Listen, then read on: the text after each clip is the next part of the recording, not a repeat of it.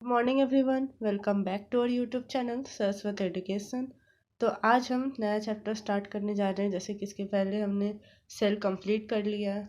Class 9 के syllabus में ये चैप्टर्स आता है। पहले सेल आता है, उसका टिश्यूज आता है। तो सेल जो चैप्टर है वो हमने ऑलरेडी कल, हमारा लास्ट वीडियो था सेल को लेके, वो चैप्टर कंप्लीट हो चुका है। आप अगर आपने उसे अगर अभी तक नहीं देखा है तो आप उसे मेरे चैनल पर जाइए, विजिट कीजिए, वहाँ पर देखिए। उसके सारे वीडियोस आपको वहाँ पर अवेलेबल होंगे। और आज जो हम स्टार्ट करने जा रहे हैं ये न्यू चैप्टर है टिश्यूज। तो चलिए स्टार्ट करते हैं।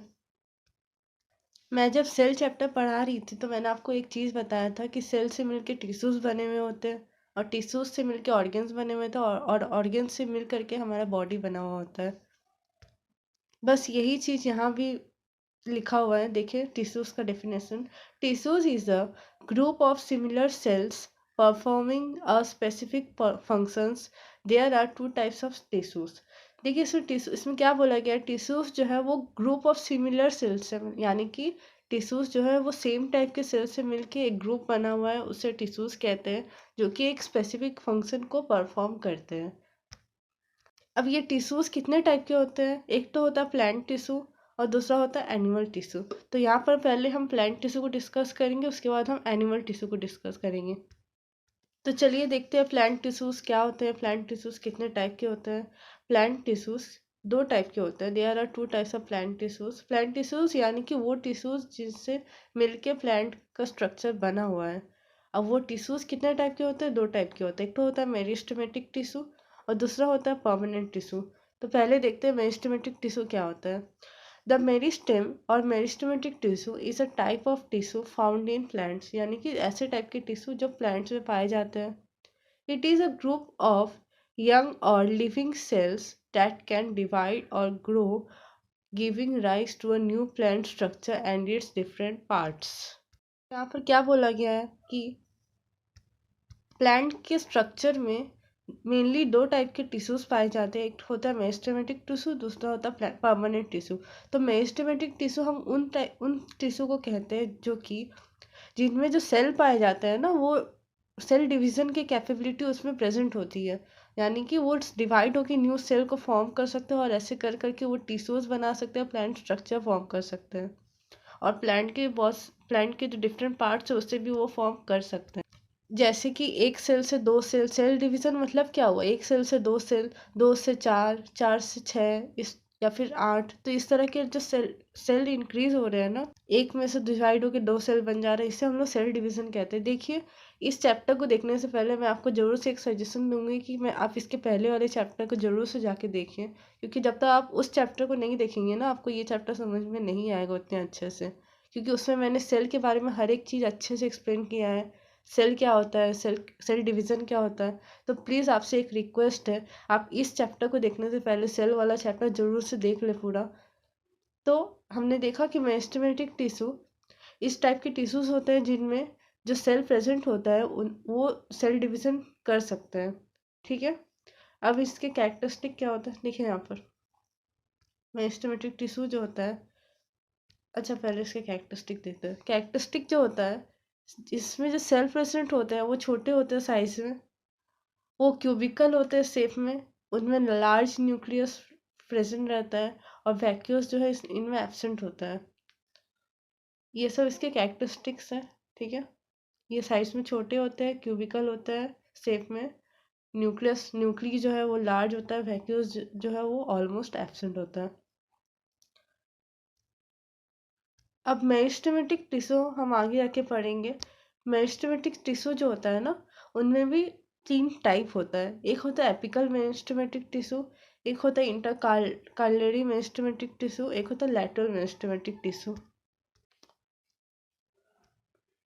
तो हमने डायग्राम में देखा कि मेरिस्टेमेटिक टिश्यू जो है तीन टाइप के होते हैं, लेकिन हमें यहाँ पर सिर्फ दो टाइप के मेरिस्टेमेटिक टिश्यू ही डिस्कस करने हैं, क्योंकि हमारे नाइन का जो बायोलॉजी बुक दिया हुआ है ना, उसमें दो टाइप के मेरिस्टेमेटिक टिश्यू ही दिए हुए हैं। आप जब 10 में जाएंगे तो आपको और डीप में ये पढ़ने के लिए मिलेगा।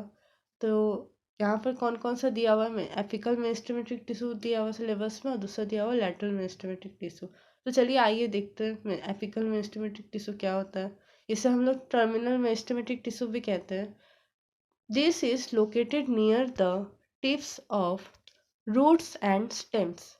तो ये जनरली वो उस टाइप के मेरिस्टेमेटिक टिश्यू होते हैं जो कि यानी कि ये टिश्यू जो है ना, ये रूट्स के पास पाए जाते हैं, रूट के टिप्स के पास, और स्टेम के टिप्स के पास पाए जाते हैं। यहाँ पर डायग्राम में देखिए, आपको समझ आ जाएगा।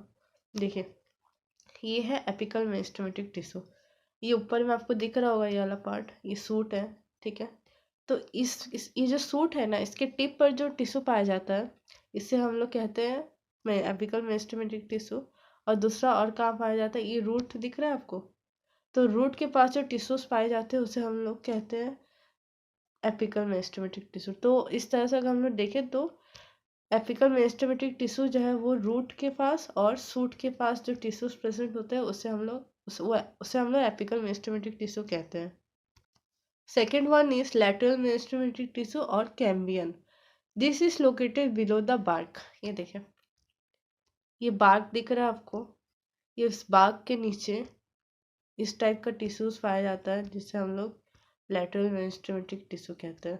तो हमने क्या देखा, apical meristematic tissue shoot and root के टिप के पास पाए जाते हैं, and lateral meristematic tissue bark के नीचे पाए जाते हैं, ठीक है।